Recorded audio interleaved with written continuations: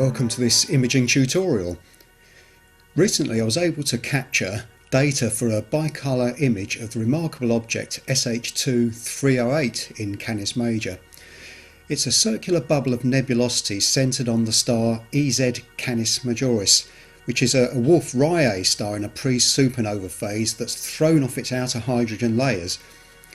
High energy winds from the star are sculpting the material into a bubble shape that intriguingly resembles the head of a dolphin, hence the object's popular name of Dolphin or Dolphin Head nebula. For this data set, I concentrated on acquiring 600 second exposures through 3 nanometer hydrogen alpha and oxygen 3 filters using the Chile 4 20-inch telescope. This works really well, but I also augmented the bicolour data with a small data set taken through RGB filters, and we can use this to add some colour to the stars in the image. I used PixInsight, AstroPixel processor and Affinity Photo for the majority of processing, but also called on Adobe Photoshop, as we'll see, for working with the RGB data later in the processing stream. We'll start off by using PixInsight to carry out some basic steps. On the left side of the screen is a single oxygen 3 sub-exposure, and as I zoom in you may notice that a minor column defect becomes visible. This isn't unusual, it's just generally an artifact of most CCD cameras. You can see a few hot pixels here as well. Now we can use PixInsight to very quickly deal with problems like this. So I'll start off by calling up the Cosmetic correction menu. Now, at the top is where you would load all of the sub-exposures that need to have cosmetic correction applied. So that would basically be the whole Pro data set. But for now what I'll do is I'm just going to tick the Use Auto Detect function here. I'm going to tick both of these, hot sigma and cold sigma, and leave them on the default settings of 3. And then importantly down here it says Use Defects List, and if I click on this and then come across to one of the images and zoom right in and click on the column defect, you'll see it brings up a number down here. Now it's important to have column selected rather than row, and as you click within the image you can see that the numbers are changing, but our plan is to click on this particular column defect and then add defect to the list here. Now there's a couple of other very minor column defects on the image, so I recommend just going through one of the images, locating those and also adding those defects to the defect list. But just for now I'm going to just click on that and then come straight down to the Apply Global button down here, and what would happen is if these images were loaded up here you'd see that column defect removed from the data set. So I'll just close this down, and we can actually just close down this single sub-exposure as well. Now obviously once you're working with the full data set you'll have to align the original sub-exposures and you'll have to co-add them into a single integration, taking through each of the 2 filters, the hydrogen alpha and the oxygen 3 filter. And I won't go through that here because it's been covered in a lot of other tutorials that you can find on the Telescope Live website.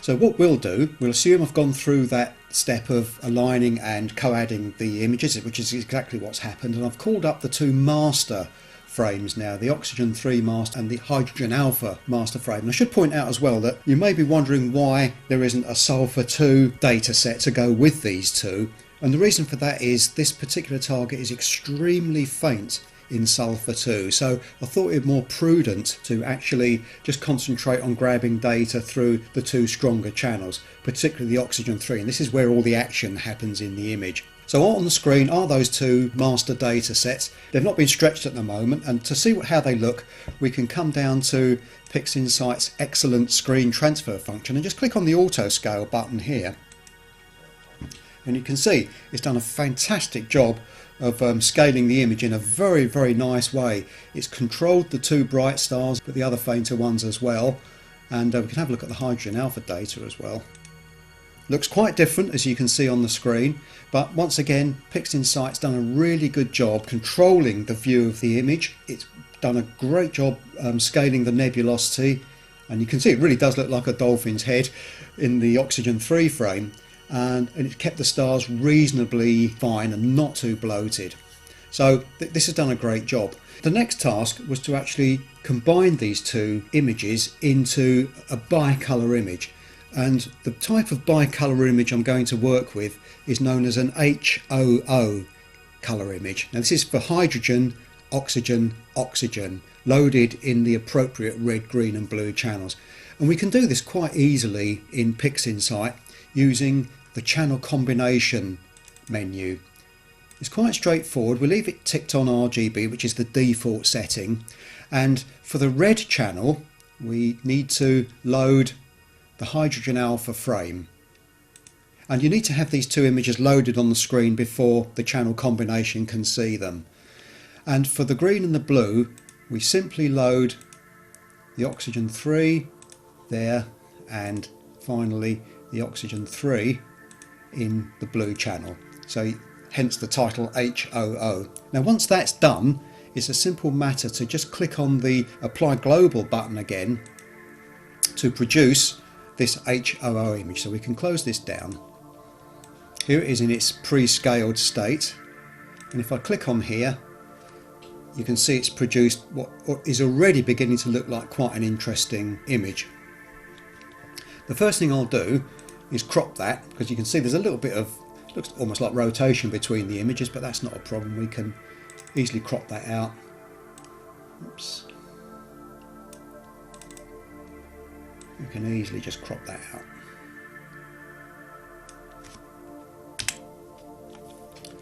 Okay, that's looking quite good.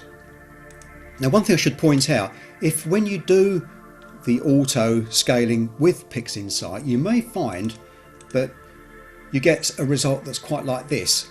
And this is just because of the way PixInsight is scaling the channels as a set or individually, I believe. But if you find you get a sky background that comes up a little bit odd, just click on this little chain sign, I think it is at the top here, and rescale the image, and it just works better. You can see it's kind of got rid of that horrible background that we didn't want. As I say, this is looking quite good so far.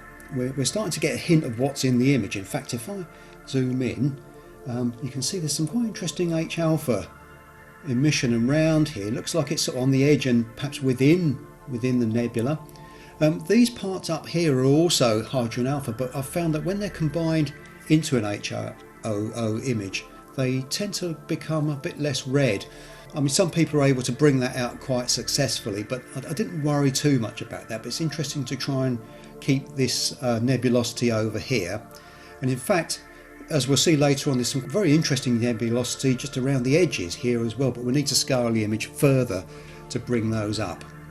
Now the way I worked, having reached this stage, was to firstly just darken the sky background a tad. I used the histogram transformation menu, the little preview button here, that brings the image up on the screen, and then I just clicked on the central marker here and just dragged it over a tad to the right, darkening the image ever so slightly. And once I was happy with that, click on the apply button, reset this. We can close this down now, and this was the image I was quite happy to work with going forwards. So the next thing I did was to actually save this as a TIFF file. Ensure that the image has been scaled using the histogram transformation menu, and then you can click File, Save As, and what we'll do is we'll save this, let's just call this HOO for now, and we'll save it this time as a TIFF file. I'm going to just work with a 16-bit file because it's quicker and easier to do. And then we've got our saved image. For my way of working, the next step was to switch over to using Affinity Photo. It's a program I've talked about in the past in different tutorials, and it's a really nice program to work with. It can handle 32-bit FITS files, but I found it easier in this instance just to use PixInsight to do the previous things that we've looked at, and then switch to Affinity Photo, as we see here, to actually work on the image. So let's open that up.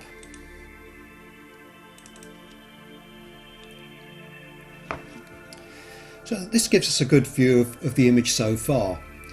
Now, I've noticed that the sky background's a little bit light. What I tend to do when I'm working on images like this is to use Affinity's Levels menu and just pull the black level down a tad to darken that sky background.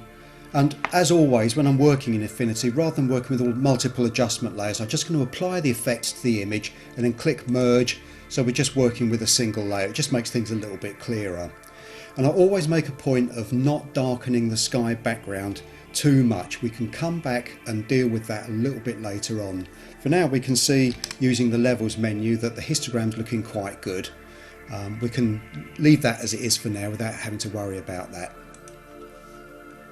Now, because we've loaded the Oxygen 3 data into the green and the blue channel, we've ended up with a quite greenish, bluish looking nebula, which, you know, some people might be perfectly happy with, but what I found was that I prefer to have this nebula material looking slightly bluer. Now, I should point out that when working with HOO images, we are working with a false colour palette, so we're not really trying to emulate how the nebula would really look, because that's a little bit meaningless. What we're trying to do is two things, and I suppose the most important thing is to try and process the nebulosity so we can see the most detail within it. And when you're working with sort of multiple filter images, particularly with SHO images, you can use these false colour palettes to really produce some great three-dimensional looking views. Now, it's a little bit tougher when working with just a bicolour image, an HOO image, but we can work reasonably well to try and bring out some of these fainter features, and we'll do that in a minute. And the second thing is that, you know, in a way, beauty is in the eye of the beholder. So because we're working with false colour palettes, it's kind of up to us how we want the end image to look. So my own preference is to have an image that's slightly less green and a little bit more blue, and the way I do that is to use Affinity or Photoshop, any of these other programs, selective colour menu. Now, I'm working with two monitors here for this tutorial, and I've got my adjustment layers menu just off screen. I'm going to click on selective colour, and I'll bring the selective colour menu onto the screen. You can see here, and we've covered this in other tutorials in the past, but basically the idea is you have a list of a drop list, if you like, of different colours here, and then you can work through those one at a time. But then you've got these sliders further down, 4 slides. Don't tend to use the black one that often, but these top 3 are particularly useful when you're trying to change the colour balance of the image. Now, with it set on red, if I do this, you'll see what it's actually doing is bringing out the red component of the nebula and the star particularly. But what we're more interested in doing at the moment is working on this shell of nebulosity, this outflow of material from the Wolf-Rayet star, which is this one here, by the way, in the centre of the image. This is just a foreground star. But you can see they both look sort of reddish at the moment, so this is because of the hydrogen alpha component. But we can deal with that a little bit later on. We won't worry too much about the stars, we'll worry about the nebulosity itself. So we'll jump through a few of these. We can come down to the green slider and just have a little play and see what sort of effect this is having. To be perfectly honest, not very much. Although this nebulosity does look quite greenish, in actual fact I suspect it's the cyan slider that's going to really have the major effect. Okay, you can certainly see something happening now. Moving this around, it's either kind of draining the colour or turning it greener, so we'll leave that where it is. Now, the magenta slider's been quite interesting. As I'm dragging this over to the right, you can see that we're losing a little bit of that greenish tone. I can just brighten this a tad, and we're starting to get what I consider to be a nice blue tinge to the nebula. And in fact, if you look around the edge of this, it's got this lovely smooth sort of waves, which I think they're one of the really nicest parts of the image. So we can concentrate on trying to bring those into prominence. Let's continue down here. Yep. Okay, so I'm moving the yellow slider to the left, and now you can certainly see that the overall colour of the nebula has changed quite dramatically. We can also come down to the next slider, which is the blues, and just have a very little tweak with these. You can see the kind of effects this is going to have, probably a bit more subtle than on the previous incarnation. Yeah, I think we'll go with something like that. And I think really we don't need to do much else. I'm going to click merge once again just to apply the effect, but keep it on a single layer. Now I've also got a history menu just off screen here, and what this is doing is recording all the changes of state to the images that I've done as we've gone through this. So as I click back, you can see right back to where we came in, which was here, and our final incarnation is here. So you can see there is a big change to the nebulosity colour, which I think is an improvement.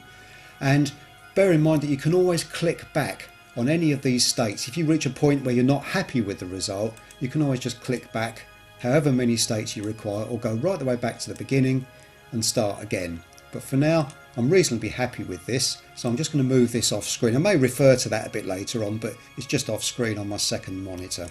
Okay, so far so good. As you can see, it's taken not too many steps to actually get to this point here where it's starting to look like a good image. I think perhaps we can possibly just darken that sky background a bit more now. So I'm going to use Control L on the keyboard just to bring up Affinity's levels menu. There's a slight sort of spread between the filters here, but we can pinch the black level down a tiny little bit more just to darken it.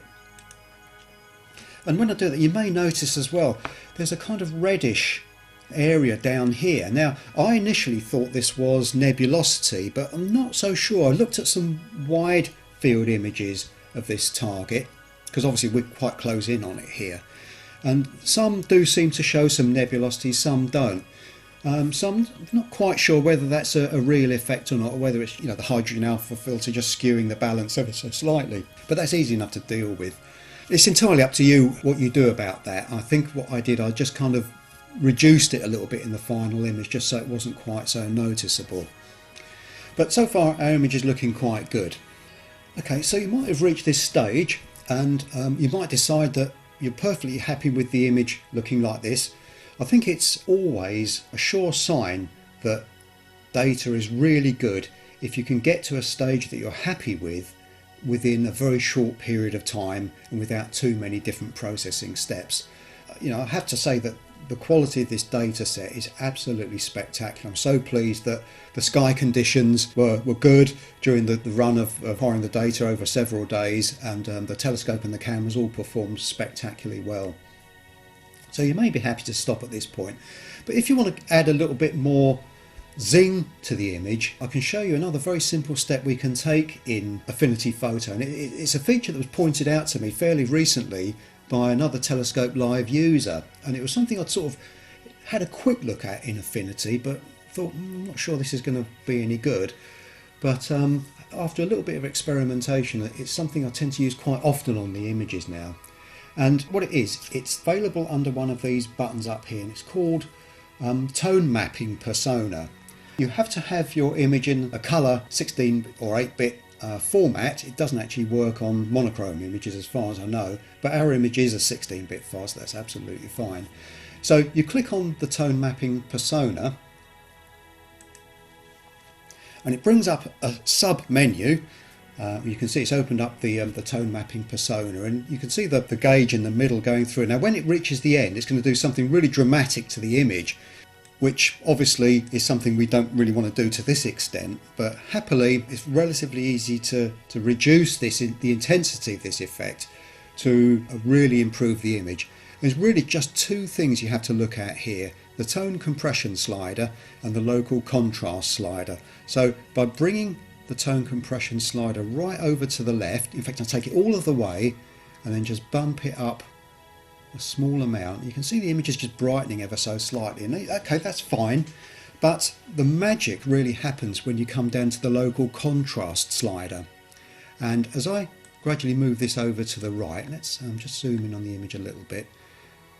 I'm going to just bring this over a little bit to the right, and you can see something I think quite magical actually happening to the image, how all of these subtle features are really popping into view. Now I'm going to click on Apply. I may have overcooked that a little bit, but we'll have a look in a second. Okay, now I probably have overcooked it a little bit, but we can deal with that quite simply. But if you look at the before and after here, I'm just going to click to the before state off screen on the history menu. Can you see how it's bringing a lot of this faint nebulosity into view? And you may notice there is quite a lot of faint sort of whitish nebulosity appearing in the image that we couldn't see before. We can see the hydrogen alpha data component really well and see some absolutely marvellous structural detail within the dolphin's head itself. And as I alluded to earlier on, you can see there's a faint band of nebulosity just stretching across here. So I think that the tone mapping feature that we've just applied has actually improved, but it's actually lightened the image as well. So as always, I'm going to call up the levels menu, and I'm just going to pull this black level slider over to something like that, and then merge. So you can see the before and after here, there and there. We've still retained all this nice nebulosity. The H alpha component is much clearer now. As I said, we've got this band of nebulosity up here and here, and we've got much better details within the nebulosity itself. Now, sometimes using the tone mapping persona can introduce a little bit of noise into the image. So what I usually do when I reach this point in the processing stream is just to call up our old friend Denoise AI. And I've got it set up as a plugin for Affinity, and it's accessed under Filters, Plugins, down to Topaz Labs and Topaz Denoise. And this will open the program within Affinity. And I won't dwell too much on this. For people who aren't familiar with it, you have the before state magnified on the left. You've got a zoom slider up here, you can adjust the image. And on the right you've got the after state, but you've also got this sliding bar. You can move across the image, which is really handy because it allows you to see the level of noise reduction that's being used here. And I think it's done a really good job. One thing I really like about Denoise AI, it does a great job of removing like pixel noise, the background sort of graininess of the image, but it also keeps the sharpness of features within the target nice and clear as well. It's not like a general blurring program, it's a much more sophisticated tool than that. Just for the record, I tend to have it on low light when I'm working with astronomy images, and I've got these two sliders here, remove noise and enhance sharpness, fairly low level settings. The enhanced sharpness one will obviously do what it says, it kind of possibly over sharpening the image, so I like to have these just on fairly low settings. And on this setting down here, post processing, I'll leave recover original detail just on about 15, because one thing you often see when people are using Denoise AI, they can over soften the image and it becomes a very unnatural view. So by having recover original detail left in, it does stop that sort of plastic effect where the image has been over softened. And colour noise reduction works well to remove blotches of colour from predominantly the sky background. So I'm quite happy with that setting. I'm going to click on apply, so it does a short processing run, and then this part of the program will close down and will be automatically back in Affinity. Okay, and as I zoom in off screen, I'll just do the before and after, and hopefully you'll agree that it's done a great job of removing the noise and keeping the image still moderately sharp. If you look at the structure within these diffraction spikes, as I click backwards and forwards, not only is the noise taken away, but you can see that the diffraction spikes are just pinched a little bit, just sharpened a tiny little bit, as we told the program to do. So we're getting to a stage now where we're ending up with a really nice image.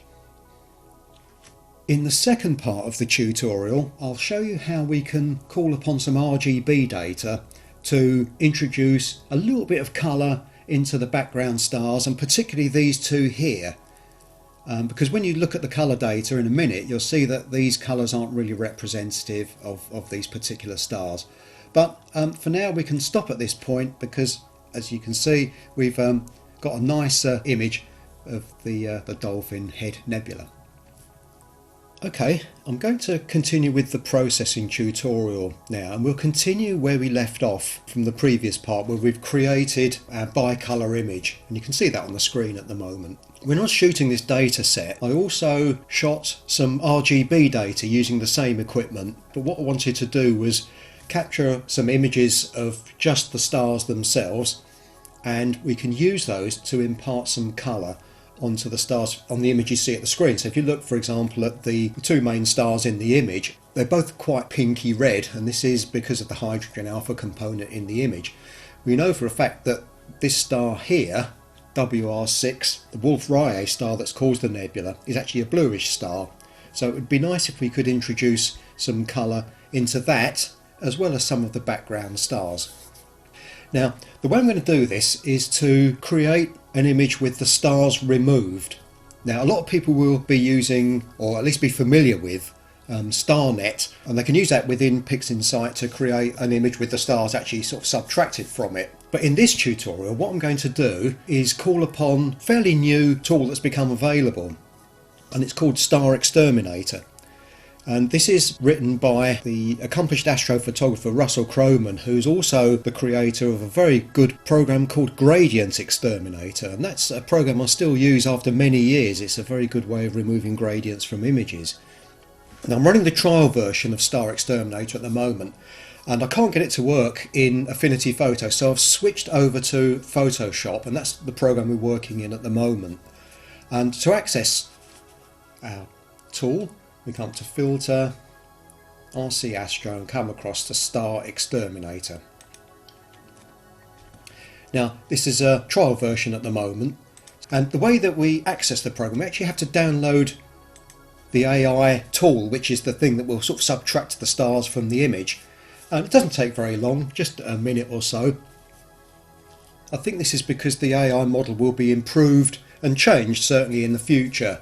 So the idea is you just download it when you're going to run it on your image.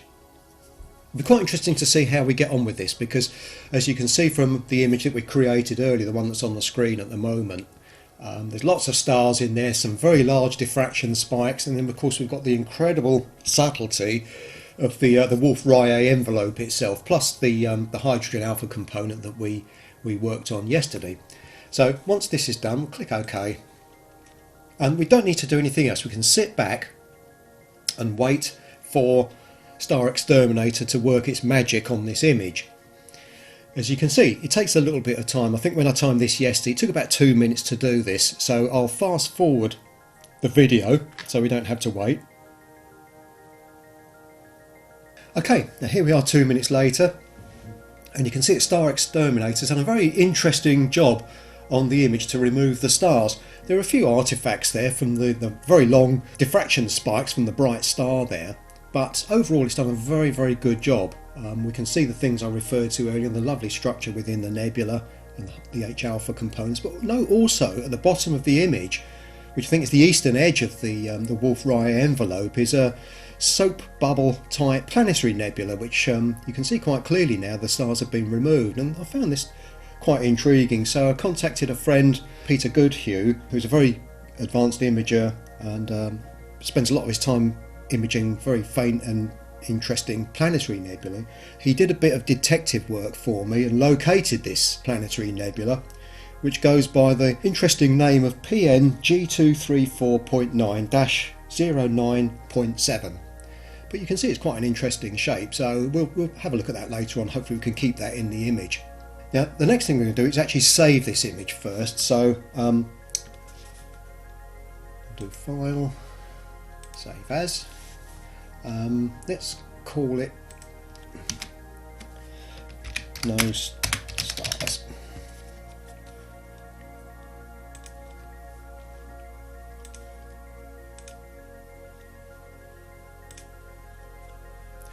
I'm not quite sure why it saves it as a layered image, so I'll use Control F just to flatten the image, and then I'll just resave it again. Now, the next part of the procedure, I'm going to reopen our original file, the one that we processed earlier on in the tutorial, and I'll use Control A to select it, Control C to copy it in the clipboard, and then I'll close it down. I'm going to paste it on top of our starless image, and the reason for this is I'm going to keep a faint trace of stars within the starless image just for registration purposes later on. So what we have here, the floating layer contains our original image, the base layer is the starless version. So what I'm going to do is reduce the opacity right the way down.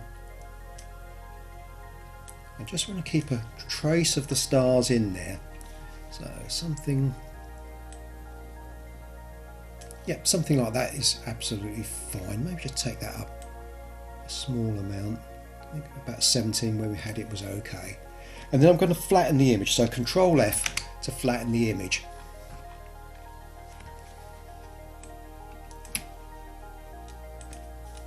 So by this stage we've got our starless image with just a small amount of the original stars visible, and as I say, we'll use this for reference purposes when we add on our RGB layer. So I'll open that file up,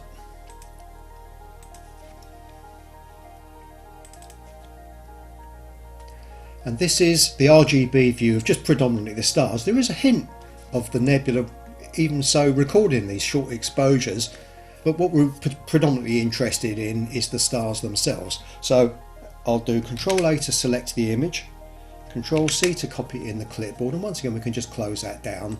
And I'm now going to paste it on top of our previous image. So I'll use Control V, and we've got the image on top. Now what we're going to have to do here is reduce the opacity down quite a lot, because what we want to see is where these stars align. So we can click on the Move tool and drag this star layer around on the image until we can be sure, using our very faint reference stars, and you have to zoom right in here. Yeah, okay, we can use these ones down here for reference. That's good. Something like that. That's our images aligned. And remember to take the opacity back up again to 100%. And then one final step to merge these two together is to come up to the blend mode on the layers menu and come down to screen. And now we have a mixture of the two images. You can see that once we've blended these two images together, it has lightened the image overall.